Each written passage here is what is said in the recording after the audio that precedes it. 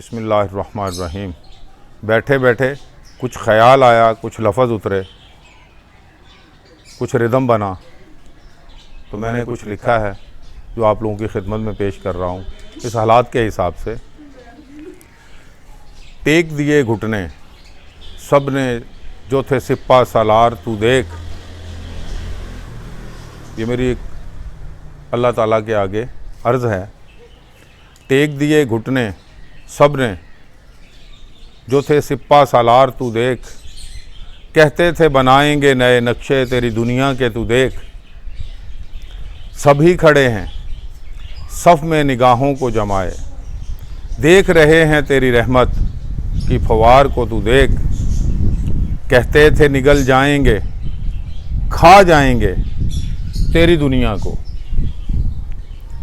नमरूद बने बैठे थे मच्छर से हैं परेशान तू देख। ये समझे थे इल्म हम और आलम हैं हमारे सब।